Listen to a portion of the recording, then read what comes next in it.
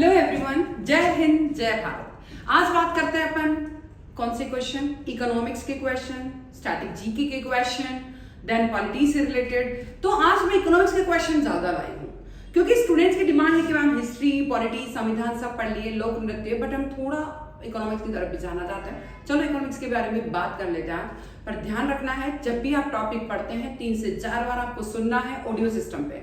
अगर audio system पे 3 से 4 बार सुन लिया, आपको जीके जीएस में मेरिट के नंबर लाने से कोई नहीं रोक सकता।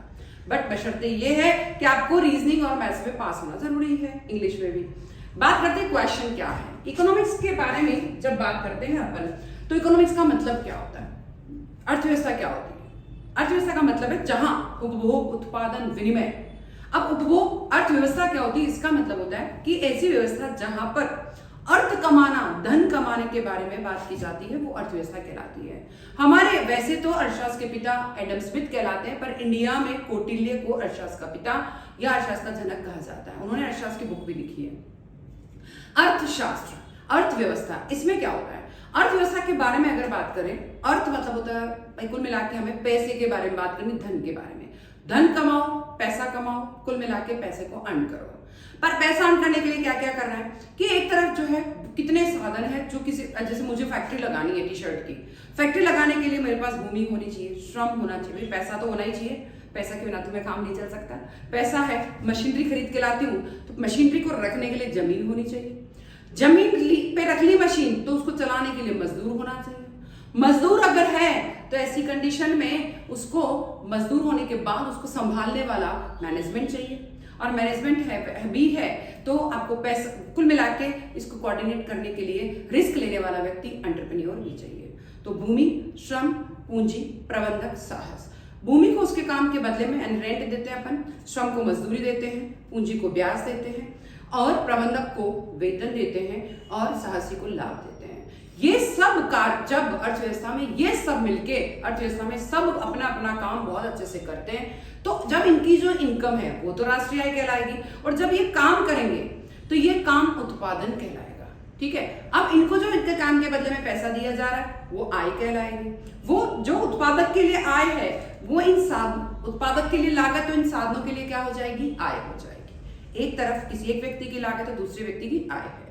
ठीक है, अब उपभोग, हमको माना कि टी शर्ट खरीदने, टी शर्ट चाहिए बहुत सारे पहनने, चलो टी शर्ट खरीदने, तो टी शर्ट को प्रोडक्शन करने वाला भी होना चाहिए।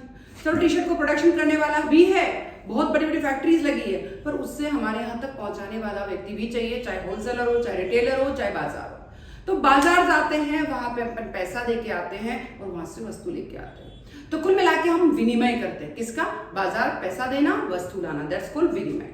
ठीक है, उपभोग करना मतलब हम किसी चीज को यूज कर रहे हैं, मतलब उपभोग कर रहे हैं। उत्पादन कर रहे हैं मतलब आप किसी चीज को और अधिक उपयोगी बना रहे हो, मतलब उत्पादन कर रहे हो। तो उपभोग भी चाहिए अर्थव्यवस्था को चलाने के लिए, विनिमय भी चाहिए, वितरण चाहिए। वितरण का मतलब आपने भूमि, श्रम, पूंजी, प्रबंधक, साहस। फैक्ट्री को लगाने के लिए इनको ले तो लिया, पर इनके काम के बदले जो इन्होंने लिया है, इनको लिया, इनको काम के बदले में इनको वितरित करना होगा, इनका पैसा, दैट्स कॉल्ड वितरण। फिर आता है राजस्व या राजकोष, यानी गवर्नमेंट। राज मतलब होता है गवर्नमेंट, कोष मतलब पैसा, जहां पर गवर्नमेंट का कोष होता है, मतलब इनकम और एक्सपेंडिचर आती जाती रहती है, दैट्स कॉल्ड राजकोष। अब सरकार किस किस पे खर्च करती है, अगर सरकार नहीं होगी तो आप अर्थव्यवस्था को चला ही नहीं सकते। सरकार का होना बहुत जरूरी है। सरकार क्या करती है, हमको जो है हमारे ऊपर शिक्षा, चिकित्सा, इन पे खर्चा करती है, और हमसे टैक्सेस के माध्यम से सारा क्या ले लेती है, इनकम ले लेती है। डैम पे, इकोनॉमिक डेवलपमेंट पे, सब पे खर्च करती है। अब बात करते हैं प्राथमिक, द्वितीय और तृतीय क्षेत्र क्या होता है। प्राथमिक क्षेत्र, जहां पर क्या होगा प्राथमिक क्षेत्र में, केवल और केवल प्राथमिक में कृषि, पशुपालन, मछली पालन, ये सब शामिल होता है, दैट्स कॉल्ड प्राथमिक क्षेत्र। द्वितीय क्षेत्र का मतलब हुआ कि जहां पर उद्योग होता है, निर्माण कार्य होता है, दैट्स कॉल्ड द्वितीय क्षेत्र। तृतीय क्षेत्र मतलब जहां पर सर्विसेज होती है, बैंकिंग, इंश्योरेंस, दैट्स कॉल्ड तृतीय क्षेत्र। अब काउंटिंग आने लगी, चतुर्थ क्षेत्र को भी ले रखा है। चतुर्थ क्षेत्र का मतलब हो गया, वैसे तो 3 ही आते हैं, पर अगर चतुर्थ को लेंगे मतलब टेक्निक ले लिया, 5वें में लेंगे तो एआई को ले लिया। तो इस तरीके से हम आगे से आगे बढ़ते जाते हैं। तो अर्थव्यवस्था, अर्थशास्त्र का जनक एडम स्मिथ है, भारत में कौटिल्य है। बात करते हैं कुछ क्वेश्चन के बारे में। तो मैंने आपको कुछ वर्ब भी तो बता ही दिया है। कुछ क्वेश्चन है, अर्थव्यवस्था क्या है। अर्थव्यवस्था संसाधन के उत्पादन, उपभोग, वितरण और विनिमय को बहुत अच्छे से चलाती है। ये तय करती है कि कौन सी वस्तु बनेगी, यानी अगर जिस वस्तु की मान लीजिए आपको पिज्जा खाना है, पिज्जा की डिमांड ज्यादा है तो पिज्जा का ही मतलब प्रोडक्शन किया जाएगा। आप अगर बर्गर खाने में इंटरेस्टेड है तो बर्गर का ही, भाई आपको फैक्ट्री चलानी है तो आपको लोगों के डिमांड को ध्यान में रखना होगा। लोग जिस वस्तु का डिमांड करेंगे उसी वस्तु का प्रोडक्शन करेंगे, तो ही तो आप प्रॉफिट ला पाएंगे। तो कौन सी वस्तु बनेगी, कैसे बनेगी, किसके लिए बनेगी, इसमें कृषि, उद्योग, सेवाएं आदि सभी आर्थिक क्रियाएं शामिल होती हैं। ये दो भागों में बांटी जाती है, सूक्ष्म अर्थव्यवस्था होती है और यानी माइक्रो और मैक्रो, व्यष्टि और समष्टि। व्यष्टि का मतलब इसमें छोटी छोटी इकाई को अध्ययन किया जाता है, समष्टि का मतलब है जिसमें बड़ी बड़ी इकाई को अध्ययन किया जाता है। व्यष्टि मतलब मेरी अकेली क्या है, समष्टि मतलब जैसे इंडिया की आए, समझ गए। व्यष्टि मतलब उपभोग, उत्पादन, विनिमय हो गया, वितरण हो गया। समष्टि मतलब पूरे देश, अंतरराष्ट्रीय व्यापार, अंतरराष्ट्रीय वस्तुएं, मुद्रा विनिमय, बैंकिंग, ये सब समष्टि में आएगा। अर्थव्यवस्था 3 प्रमुख क्षेत्रों पर आधारित होती है, प्राथमिक, द्वितीयक और 3 क्षेत्र, यानी प्राथमिक क्षेत्र होगा, द्वितीयक होगा, तृतीयक होगा। भारत की अर्थव्यवस्था कृषि प्रधान अर्थव्यवस्था है, कृषि पर अभी जो हमको है सेवा क्षेत्र से सबसे ज्यादा इनकम मिलती है। मुद्रा, बैंकिंग, बाजार, सरकार इसके महत्वपूर्ण घटक होती है। बिना सरकार के, बिना पैसे के आप कोई चीज नहीं चला सकते, बिना बैंक के। आर्थिक विकास, रोजगार और कल्याण इसका मुख्य उद्देश्य होता है। अर्थव्यवस्था का मुख्य उद्देश्य होता है आर्थिक विकास करना, कल्याण करना। फिर भारतीय अर्थव्यवस्था का प्रकार कितना है, एक मिश्रित अर्थव्यवस्था होती है जिसमें निजी और सरकार दोनों होती है। मतलब 3 महत्वपूर्ण उद्योग है, परमाणु, सुरक्षा, रेलवे, इन 3 उद्योगों पर केवल सरकार का अधिकार है, बाकी बचे हुए उद्योगों पर प्राइवेट सेक्टर का अधिकार है। पर प्राइवेट सेक्टर अपनी मनमर्जी नहीं कर सकता है, उसके ऊपर हर पल कंट्रोल पाया जाता है टैक्सेस के माध्यम से, ठीक है, लाइसेंस के माध्यम से सरकार टैक्स कंट्रोल करती है। फिर आता है समाजवादी योजना, पूंजीवादी बाजार, दोनों की झलक मिलती है। यहाँ पर सरकार भी कंट्रोल रखती है और निजी अस्तित्व यानी पूंजीवाद भी पाया जाता है। सरकारी बुनियादी ढांचा, शिक्षा, स्वास्थ्य में निवेश करती है, यानी सरकार किसमें, शिक्षा और स्वास्थ्य पर निवेश करती है।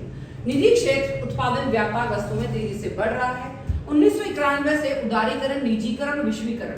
अब ये क्या होता है, 1991 की जो एलपीजी है, एल लिबरलाइजेशन, पी प्राइवेटाइजेशन, जी मतलब ग्लोबलाइजेशन। लिबरल होना मतलब सरकार हमारे प्रति लिबरल हो गई, मतलब टैक्सेस कम कर दिया, इंटरेस्ट रेट कम कर दी, लाइसेंस में छूट दे दी, मतलब सरकार हमारे लिए, पब्लिक के लिए और कंपनीज के लिए लिबरल हो गई है। फिर पी मतलब होता है प्राइवेटाइजेशन, निजीकरण। सरकार के क्षेत्र में चलने वाला कोई भी इंडस्ट्री अगर लॉस में चल रहा है तो सरकार उसको प्राइवेट सेक्टर के हाथ में दे देती है, दैट्स कॉल्ड प्राइवेटाइजेशन।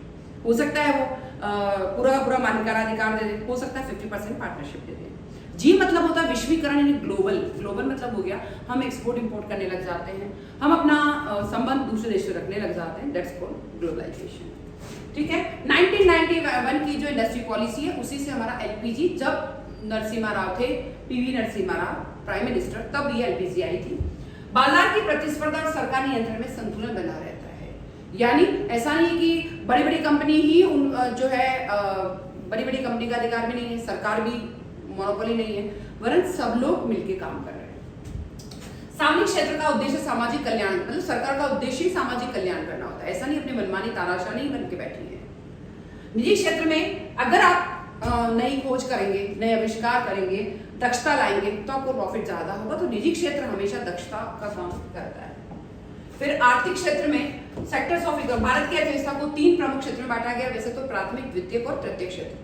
प्राथमिक में आएगा पशुपालन, कृषि, मछली पालन, द्वितीयक में आएगा निर्माण और तृतीयक में आ जाएगा सारी सेवा क्षेत्र।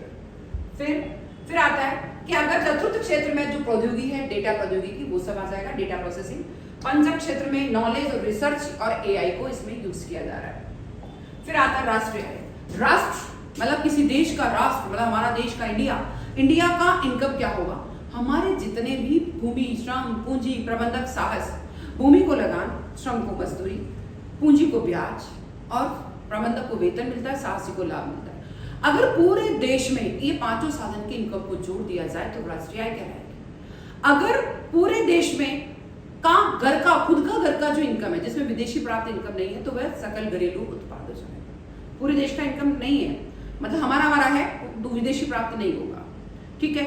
और अगर हमारा घरेलू है, उसमें आने वाली इनकम विदेश से वो जोड़ दो और जाने वाली इनकम को घटा दो, तो वो क्या हो जाएगा, राष्ट्रीय हो जाएगा। घरेलू मतलब केवल देश का, और राष्ट्रीय मतलब विदेश का भी जोड़ेंगे उसमें। तो राष्ट्रीय आय किसी देश में एक वर्ष में, अब राष्ट्रीय आय की गणना पूरे एक वर्ष में की जाएगी, बीच में नहीं की जाएगी। राष्ट्रीय आय की गणना नई वस्तुओं की जाएगी, राष्ट्रीय आय की गणना में क्या होगा कि अंतिम वस्तुओं का उत्पादन ही शामिल होता है। गेहूं, आटा, ब्रेड है तो केवल ब्रेड का उत्पादन शामिल होगा, आटे का उत्पादन शामिल नहीं होगा। फिर प्रमुख घटक कौन से हैं? GDP, GNP, NNP. जीडीपी मतलब ग्रॉस डोमेस्टिक प्रोडक्ट, जीएनपी मतलब ग्रॉस नेशनल प्रोडक्ट, एनएनपी मतलब net national product, PCI per capita income. GDP, D मतलब डोमेस्टिक यानी एक देश की सीमाओं में ग्रॉस डोमेस्टिक प्रोडक्ट, डोमेस्टिक मतलब घर का, हमारे सीमाओं के अंदर जो प्रोडक्शन होता है that's called gross domestic production. अगर एन आ गया मतलब नेशनल आ गया है, ग्रॉस नेशनल, तो मतलब डोमेस्टिक में विदेशों से जो आ रहा है वो जोड़ दो और जा रहा है उसको लेस कर दो तो नेशनल आ जाएगा। एन नेट, अगर आपको नेट नेशनल प्रोडक्ट निकालना है, नेट वर्ड आते ही आपको डेप्रिसिएशन लेस करना है ग्रॉस में से। जो भी ग्रॉस निकाल रहे हो, अगर ग्रॉस डोमेस्टिक प्रोडक्ट है उसमें से आप डेप्रिसिएशन निकालोगे तो नेट डोमेस्टिक प्रोडक्ट निकल जाएगा। अगर ग्रॉस नेशनल प्रोडक्ट है उसमें से डेप्रिसिएशन निकालोगे तो नेट नेशनल प्रोडक्ट निकल जाएगा। भारत में पीसीआई यानी पर कैपिटा इनकम का मतलब होता है कि राष्ट्रीय आय में अगर जनसंख्या से, बहुत ही इजी फॉर्मूला है कि टोटल राष्ट्रीय आय उसमें राष्ट्रीय कुल जनसंख्या से भाग लगा दो, प्रति व्यक्ति आय निकल जाए। भारत में इसकी गणना NSO national statistical organisation office करता है। आर्थिक विकास और लोगों के जीवन स्तर का अनुमान इससे लगाया जा सकता है कि अगर जिस देश की नेशनल इनकम ज्यादा है उसमें राष्ट्रीय मतलब प्रति व्यक्ति इनकम ज्यादा है तो वह उसका लिविंग स्टैंडर्ड भी ज्यादा है, अगर प्रति व्यक्ति आय कम है तो लिविंग स्टैंडर्ड भी कम होगा। फिर आता है योजना आयोग और नीति आयोग। योजना आयोग जब स्वतंत्र भारत के बाद में 1950 में योजना आयोग आया था, तो योजना आयोग का उद्देश्य था कि भारत एक गरीब देश था, उस टाइम अंग्रेज हमको गुलाम बना के चले गए, हमारा बिल्कुल हमें शोषण करके चले गए, तो योजना आयोग की स्थापना की गई कि भारत में एक योजना आयोग 1950 में बनाया गया था। इनके पदेन सदस्य थे प्रधानमंत्री जवाहरलाल नेहरू, और 1951 से हमने प्रथम पंचवर्षीय योजना चला दी। प्रथम पंचवर्षीय योजना का मुख्य उद्देश्य ही था कृषि को बढ़ावा देना, क्योंकि सेकंड पंचवर्षीय योजना में हमने महालनोबिस मॉडल से इसको बढ़ाया, उद्योग को बढ़ाया। टोटल 12 पंचवर्षीय योजनाएं चलाई 2017 तक, और 2015 में नीति आयोग लाया गया इसके स्थान पर। ठीक है, ये पंचवर्षीय योजनाओं के जरिए आर्थिक विकास की योजना बनाता था। 2015 में योजना आयोग को हटाकर नीति आयोग आ गया। नीति आयोग एक थिंक टैंक की तरह कार्य करता है। इसका उद्देश्य सहकारी और प्रतिस्पर्धी संघवाद को बढ़ावा देना है। नीति आयोग दीर्घकालीन विकास योजनाओं पर सलाह देता है। इसके अध्यक्ष भारत के प्रधानमंत्री होते हैं। सीईओ और उपाध्यक्ष नीति आयोग का संचालन करते हैं। भारत में गरीबी रेखा, गरीबी रेखा मतलब होता है कि एक रेखा है, एक उससे नीचे जो जीवन यापन करते हैं पैसे से नीचे, वो लोग गरीबी रेखा से नीचे कहलाते हैं। कुछ लोगों ने कैलोरीज के आधार पर दिया है, कुछ लोगों ने इसका अनुमान प्रति व्यक्ति आय के आधार पर दिया है। गरीबी रेखा वह सीमा है जिससे नीचे व्यक्ति अपनी मूलभूत आवश्यकताओं को पूरा नहीं कर सकता है। ठीक है, भारत में इसकी गणना उपभोग व्यय पर आधारित होती है। तेंदुलकर समिति 2009 और रंगराजन समिति 2014 प्रमुख रही है। ग्रामीण और शहरी क्षेत्रों की गरीबी रेखा अलग अलग होती है, सबको पता है। सरकार गरीबी हटाने के लिए कई योजनाएं चलाती है, जैसे मनरेगा, पीएमएवाई। मनरेगा में क्या होता है, गांवों में मनरेगा चलाया जाता है। इसमें महात्मा गांधी रोजगार योजना, इसमें क्या किया जाता है कि जो भी व्यक्ति गरीब है उनको 100 दिन के लिए रोजगार दिया जाता है। भले इसमें भी धांधली बहुत हुई है तो उनको काम पे लगाया जाता है, फेमन जिसे बोला जाता है, तालाब की पाल बनाई जाती है, बस जो भी सरकारी कार्य है। शिक्षा, स्वास्थ्य, रोजगार से गरीबी में कमी लाई जाती है। गरीबी मापन में विवाद रहता है कि कौन गरीब है और कौन नहीं है, थोड़ी प्रॉब्लम तो आती है। आज भी भारत की गरीबी आबादी एक गरीबी रेखा के पास ही रहती है। मुद्रास्फीति का मतलब क्या होता है कि जब किसी भी अर्थव्यवस्था के अंदर वस्तुओं सेवाओं की कीमतें बहुत अधिक बढ़ जाती है, नोट बहुत अधिक छप जाते हैं, मुद्रा की मात्रा बहुत अधिक बढ़ जाती है, पर वस्तुओं की कीमतें बहुत अधिक कम हो जाती है। जो चीज पहले, जो पिज्जा अगर 200 रुपए का आता था 300 रुपए का आता है, मतलब मुद्रा का वैल्यू गिर गया है, उसकी क्रय शक्ति कम हो गई, दैट्स कॉल्ड मुद्रास्फीति। ठीक है, और ये दो तरह की होती है, मांग प्रेरित और लागत प्रेरित। मांग प्रेरित का मतलब होता है अगर की मांग बढ़ती है उसके कारण कीमतें बहुत अधिक बढ़ जाती है, कीमतें ही तो बढ़ानी, तो दैट्स मांग प्रेरित। अगर लागत बढ़ती है तो लागत बढ़ने की, जैसे भूमि भी का किराया भी अधिक देना पड़ रहा है, श्रम को मजदूरी भी अधिक देनी पड़ रही है, पूंजी को ब्याज भी अधिक देना पड़ रहा है, तो दैट्स कॉल्ड लागत प्रेरित कहलाएगा। फिर आता है भारत में इसे मापने के लिए दो सूचकांक है, डब्ल्यूपीआई और CPI. WPI wholesale price index, CPI then उपभोक्ताओं के स्तर पर मापा जाता है। आरबीआई रेपो रेट अन्य साधनों से इसे नियंत्रित करने की कोशिश करता है। अत्यधिक मुद्रास्फीति असंतुलन पैदा कर देती है। भारतीय रिजर्व बैंक ऑफ इंडिया की बात करें तो किसी भी अर्थव्यवस्था में एक सबसे बड़ा बैंक होना चाहिए। जो सबसे बड़ा बैंक होता है that's called reserve bank of India. हमारे यहाँ पर उसका, वैसे तो सेंट्रल बैंक नाम है, पर हमारे जो बैंक है उसका नाम है reserve bank of India. Reserve bank of India हमारे यहाँ पर पहले अंग्रेजों का जमाना था, तो 1927 में हिल्टन यंग कमीशन ने सुझाव दिया कि यहाँ पे भी एक रिजर्व बैंक ऑफ इंडिया होना चाहिए। तो इसीलिए बैंक ऑफ इंग्लैंड के जैसे ही हमारे यहाँ पे भी जो है 1935 में आरबीआई खोला गया और आरबीआई को राष्ट्रीयकरण किया गया था 1949 में। ये बैंकों का बैंक होता है। जैसे हम व्यापारिक बैंक में जाके अपनी डिपॉजिट कराते हैं, वहां से लोन लाते हैं, वैसे ही व्यापारिक बैंक अपने डिपॉजिट आरबीआई में कराते हैं और वहां से लोन लेके आते हैं, दैट्स कॉल्ड आरबीआई। ये भारत की मौद्रिक नीति को संतुलित बनाए रखता है। ये repo rate, reverse repo rate, SLR, CRR जैसी मुद्रा नियंत्रित करता है। आरबीआई का मुख्य कार्य होता है इन बैंकों को लाइसेंस देना, सरकार का बैंकर और ऋणदाता, सरकार को का बैंकर भी है और सरकार का ऋणदाता भी।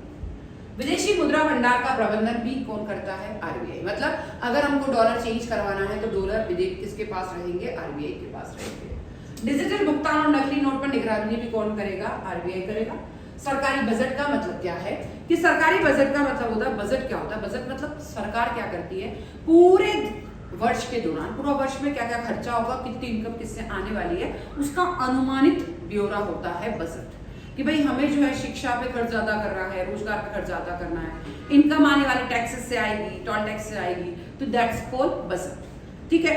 और बजट में जो है ये 1 फरवरी को पेश करती है। अगले वित्तीय वर्ष की आय और व्यय का खाका इसमें होता है।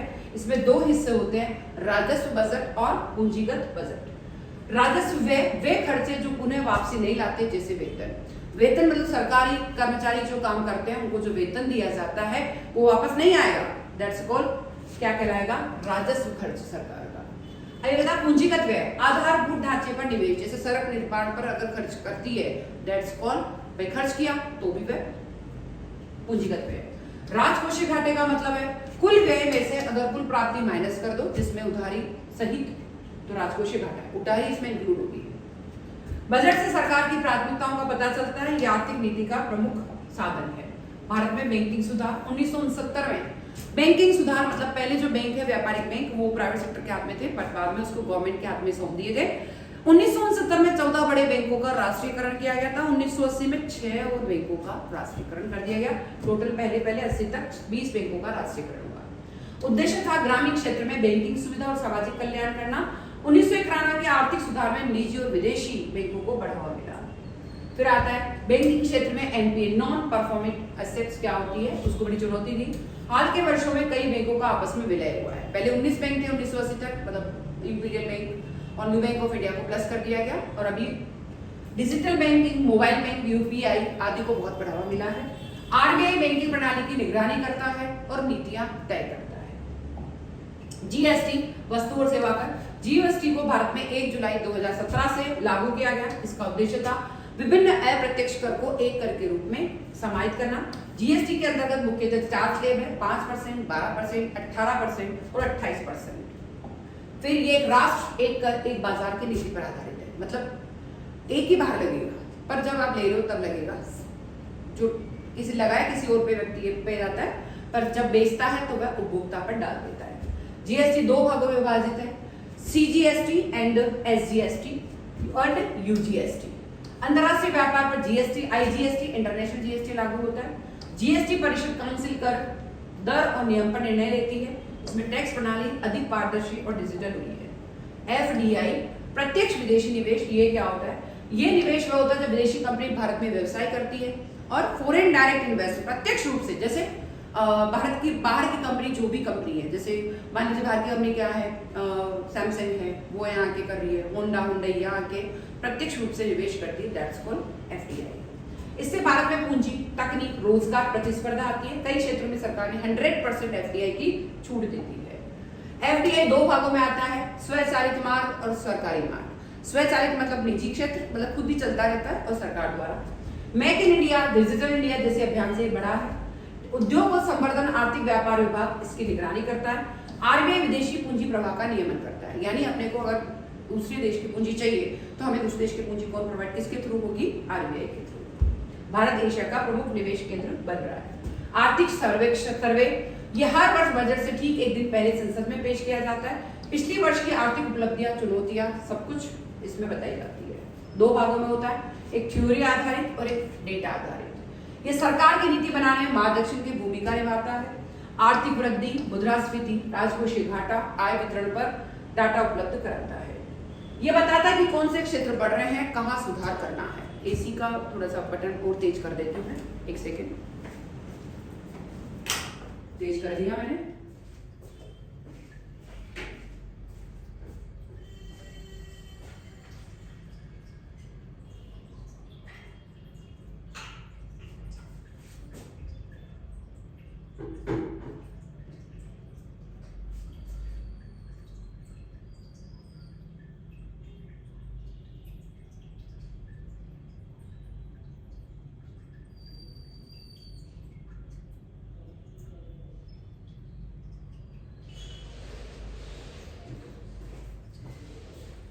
यस, ये नीति क्या क्या बताती है, कौन से क्षेत्र बढ़ रहे हैं, कहाँ सुधार की जरूरत है। नीति आयोग, वित्त मंत्रालय, आरबीआई की रिपोर्ट का उपयोग करता है। ठीक है, कुल मिला के कि कहाँ प्रॉब्लम चल रही है अर्थव्यवस्था में, उसको दूर करना है, इसके लिए काम करता है। वित्त मंत्री द्वारा संसद में पेश किया जाता है बजट। भारत के प्रमुख उद्योग कौन से हैं? कृषि आधारित उद्योग है, कपास है, जूट है, चीनी, खाद्य आदि। टेक्सटाइल उद्योग है, सबसे बड़ा रोजगार देने वाला है। इस्पात और सीमेंट निर्माण और बुनियादी ढांचे का आधार है। ये बहुत रोजगार नहीं देता, पर इससे हमको विदेशी इनकम भी और हमारे देश का उत्थान इसी से होता है। फिर आईटी और सॉफ्टवेयर सेवा, भारत वैश्विक निर्यात में अग्रणी है। ऑटोमोबाइल उद्योग, भारत बड़ा निर्माण क्षेत्र बन चुका है। लघु और मध्यम उद्योग, एमएसएमई, देश की अर्थव्यवस्था में रीढ़ की हड्डी है। छोटे छोटे उद्योग जो होते हैं उनसे ही, क्योंकि हमारी जो 90% पब्लिक तो गरीब है ना, तो गरीब पब्लिक या मिडिल क्लास पब्लिक बड़े इंडस्ट्री नहीं ला सकती, उनको एमएसएमई में काम करना होगा। छोटे छोटे उद्योग, फार्मा, रसायन और रक्षा उत्पादन तेजी से बढ़ रहा है। सरकार मेक इन इंडिया से घरेलू उत्पादन को बढ़ावा दे रही है। नवीनतम योजनाएं और निवेशन, मेक इन इंडिया निर्माण क्षेत्र में निवेश और रोजगार को बढ़ावा दिया जा रहा है। ठीक है, स्टार्टअप इंडिया, नए उद्योगों को पूंजी और सरल नियमों की सुविधा दी जा रही है। मतलब मेक इन इंडिया कि आपने यहीं के रोजगार, अपनी यहीं की वस्तुएं प्रोडक्ट करो तो मेक इन इंडिया होगा, तो लोगों को रोजगार मिलेगा, निवेश बढ़ेगा। और अगर स्टार्टअप है तो भी नए उद्योग, स्टार्टअप मतलब नए व्यक्ति आओ और स्टार्टअप करो। डिजिटल इंडिया, हर नागरिक तक डिजिटल सुविधाएं उपलब्ध कराना। ये डिजिटल आत्मनिर्भर भारत, घरेलू उत्पादन और आत्मनिर्भरता पर जोर दिया जा रहा है। उज्ज्वला योजना, गरीब परिवारों को मुफ्त गैस कनेक्शन दिया जा रहा है। प्रधानमंत्री फसल बीमा योजना, किसानों के लिए बीमा सुरक्षा योजना भी दी जा रही है। स्वच्छ भारत मिशन, स्वच्छता, शौचालय और सार्वजनिक स्वास्थ्य पर ज्यादा जोर दिया जा रहा है। सभी योजनाओं का उद्देश्य है समावेशी और सतत विकास। फिर बात करते हैं, अब आ जाते हैं हम कुछ ये पूरी इकोनॉमिक्स को हमने शॉर्ट में, बिल्कुल शॉर्ट में आपको बताया है, पूरी इकोनॉमिक्स शॉर्ट में। अब बता रही कुछ साइंस। पीएच मान, जल का पीएच मान 7 होता है, दूध का पीएच मान 6.4 होता है, सिरके का पीएच मान 3 रहता है, मानव रक्त का पीएच मान 7.4 रहता है, नींबू का पीएच मान 2.4 होता है, NaCl का पीएच मान 7 रहता है। इसी तरीके से शराब का पीएच मान 3 से 4 रहता है, आंसू का पीएच मान 6.5 से 7.5 रहता है, समुद्री जल का पीएच मान 7.5 से 8.4 रहता है, बेकिंग सोडे का पीएच मान 9 रहता है, केले का पीएच मान 5.5 से 8.5 रहता है, टमाटर का पीएच मान 4 से 5 रहता है। इसी तरीके से मक्खन का पीएच मान 6.1 से 6.4 रहता है, मछली का पीएच मान 6.6 से 6.8 रहता है, शैम्पू का पीएच मान कहते हैं 6 to 7, फिर भी आपको कमेंट करके बताना है। टूथपेस्ट का पीएच मान लगभग 9 है, मैग्नीशिया का पीएच मान के दूध का पीएच मान 10.5 है और मानव लार का पीएच मान 6.5 से 7.5 है। अब आता है कुछ महत्वपूर्ण योजनाएं, उनके बारे में बात करते हैं। बेटी बचाओ बेटी पढ़ाओ कब शुरू की गई? 22 जनवरी 2015। नमामि गंगे योजना 7 जुलाई 2016 को आई। अग्निपथ योजना आई 14 जून 2022 को। आयुष्मान भारत योजना आई 23 सितंबर 2018 को। सुकन्या समृद्धि योजना आई 22 जनवरी 2015 को। जन लक्ष्मी योजना आई 3 मार्च 2008 को। इसी तरीके से जनधन योजना आई 28 अगस्त 2014 को। कौशल भारत मिशन योजना आई 28 अगस्त 2014 को। मेक इन इंडिया आया 28 सितंबर 2014 को। मिशन स्वच्छ भारत आया 2 अक्टूबर 2014 को। श्रमेव जयते योजना आई 16 अक्टूबर 2014 को। पीएम मुद्रा योजना आई 8 अप्रैल 2015 को। पीएम उजाला योजना आई है 1 मई 2015 को। पीएम सुरक्षा बीमा योजना आई है 8 मई 2015 को। कुल पेंशन योजना आई है 9 मई 2015 को।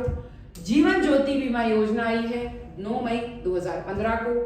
डिजिटल इंडिया मिशन आया है 2 जुलाई 2015 को। स्वर्ण मुद्रीकरण योजना आई है 5 नवंबर 2015 को। स्टार्टअप इंडिया आया है 16 जनवरी 2016 को। सेतु भारतम योजना आई है 4 मार्च 2016 को। पीएम उज्ज्वला योजना आई है 1 मई 2016 को। इस तरीके से अम्ल के बारे में बात करें, हाइड्रोक्लोरिक एसिड को कहा जाता है HC, सल्फ्यूरिक एसिड को कहा जाता है H2SO4, नाइट्रिक एसिड को कहा जाता है HNO3, फास्फोरिक एसिड को कहा जाता है H3PO4, कार्बोनिक एसिड को कहा जाता है H2CO3। फिर आता है क्षार, सोडियम हाइड्रोक्साइड को कहा जाता है NaOH, पोटेशियम हाइड्रोक्साइड होता है KOH, कैल्शियम हाइड्रोक्साइड होता है CaLOH2, CaCaOH2, सोडियम क्लोराइड में होता है NaCl, कार्बोनेट सोडियम होता है Na2CO3, कैल्शियम कार्बोनेट होता है CaCO3, कैल्शियम सल्फेट होता है CaSO4, अमोनियम सल्फेट होता है NH4 नाइट्रेट पोटेशियम होता है KNO3। अब देखिए कुछ हत्याकांड की ईयर्स कौन कौन से रहे, कौन से डेट रही, बहुत ही बड़ी मतलब हिस्ट्री से रिलेटेड है और बहुत अच्छी हिस्ट्री है। जस्ट इससे पहले वाली हिस्ट्री, आजादी से पहले जलियांवाला बाग हत्याकांड हुआ 1919 में। जनरल डायर ने जो जलियांवाला बाग था उसमें ढेरों गोलियां लगा दी, उसके कारण बहुत हजारों लोग मारे गए और वो बहुत बड़ी हमारे लिए एक दहशत थी। फिर खिलाफत आंदोलन हुआ 1919 को, रोलेट एक्ट आया 1919 को, चेम्सफोर्ड सुधार आया 1919 को, असहयोग आंदोलन आया 1920 को, चोरी चोरा कांड आया 1922 को, स्वराज पार्टी आई 1923 को, कांग्रेस का बेलगाम अधिवेशन आया 1924 को, साइमन कमीशन आया 1928 को, कलकत्ता अधिवेशन कब आया ये आपको कमेंट करके बताना है, लाहौर अधिवेशन कब हुआ 1929, दांडी मार्च कब हुआ 1930, सविनय अवज्ञा आंदोलन कब हुआ 1930, गांधी इरविन समझौता कब हुआ 1931। ध्वनि की अब आता है साइंस से रिलेटेड और क्या क्या उसकी इकाई है मापने की। ध्वनि की गति वायु में होती है 343 मीटर पर सेकेंड। प्रकाश का वेग है 3 लाख किलोमीटर सेकेंड। दर्पण का आविष्कार जस्टिस वॉन लिविंग ने किया। ऊष्मा की एसआई इकाई होती है जूल, याद रखें। बल की एसआई इकाई होती है न्यूटन। कार्य की इकाई होती है जूल। परावर्तन किसे कहते हैं? प्रकाश का लौटना। वोल्ट मीटर से क्या मापा जाता है? वोल्टेज मापा जाता है। ध्वनि तरंग होती है यांत्रिक तरंग। बेरोमीटर मापता है वायु दाब को। जल का सूत्र होता है H2O, 2 हाइड्रोजन 1 ऑक्सीजन। सामान्य नमक कहलाता है NaCl। सबसे हल्की गैस होती है हाइड्रोजन। और अम्ल का pH कम होता है 7 से, सही है बिल्कुल। फिर कलर चेंज करके पढ़ाती हूँ, थोड़ा अच्छा रहेगा। पीतल, तांबा प्लस जिंक, ये भी सही है बिल्कुल। सोडियम जल से तीव्र प्रतिक्रिया करता है, ये भी सही है। पेंसिल में क्या होता है? ग्रेफाइट। पेट्रोलियम से प्राप्त गैस क्या कहलाती है? LPG। एल्यूमिनियम अयस्क होता है बॉक्साइट। पानी का घनत्व होता है 1 ग्राम 3 सेंटीमीटर। रतौंधी किस विटामिन की कमी से होता है? रतौंधी विटामिन A की कमी से होता है। स्कर्वी किसकी कमी से होता है? स्कर्वी विटामिन C की कमी से होता है। बेरी बेरी किसकी कमी से होता है? बेरी बेरी विटामिन B1 की कमी से होता है। हड्डियां कमजोर किसके कारण होती है? हड्डियां कमजोर विटामिन D की कमी से। अगर आप सुबह सुबह धूप में बैठे तो आपको विटामिन D बहुत अच्छा मिलेगा, बहुत जरूरी है हमारे हड्डियों के लिए। रक्तस्राव विटामिन K की कमी से होता है। त्वचा सुरक्षा किससे होती है? विटामिन E से। दूध में विटामिन A और D दोनों होते हैं। सूर्य से मिलने वाला विटामिन D होता है। सबसे छोटी कोशिका स्पर्म कोशिका होती है। ताप मापता है, क्या मापता है? थर्मामीटर। रक्तचाप ब्लड प्रेशर जो मापा जाता है स्फिग्मोमेनोमीटर। किसके द्वारा मापा जाता है? स्फिग्मोमेनोमीटर। बिजली किसके द्वारा मापी जाती है? वोल्टमीटर के द्वारा। ध्वनि तीव्रता मापी जाती है डेसिबल के द्वारा। हृदय धड़कन किससे मापते हैं? स्टेथोस्कोप के द्वारा मापी जाता है। वजन मापने वाला यंत्र है वजन तुला, सभी जानते हैं, बैलेंस करने के लिए। ऊंचाई मापन ऑल्टीमीटर से ऊंचाई मापा जाता है। दिशा मापन कंपास से होती है। सबसे बड़ी कोशिका होती है अंडाणु कोशिका। प्रकाश मापन होता है लक्स मीटर से। गैस मापन होता है गैस मीटर से। इस तरीके से आज की क्लास बहुत इंपॉर्टेंट है, जिसमें इकोनॉमिक्स, साइंस और स्ट्रैटेजी के तीनों क्वेश्चन मैंने बहुत अच्छे से कराए हैं। मैं चाहती हूँ इस क्वेश्चन को 3 से 4 बार सुन ले और आपकी क्लास को आप जल्दी से पास कर ले। इस क्लास को अगर आपने 3 से 4 बार सुन लिया, आपको पास होने से कोई नहीं रोक सकता। शर्त एक ही है कि आपको जितना हो सके इसको शेयर करना है, लाइक करना है और जाते जाते सब्सक्राइब जरूर करना है। इस वीडियो कैसा लगा जरूर कमेंट करें और क्या वीडियो पढ़ना है जरूर कमेंट करें। Thank you. जय हिंद, जय भारत।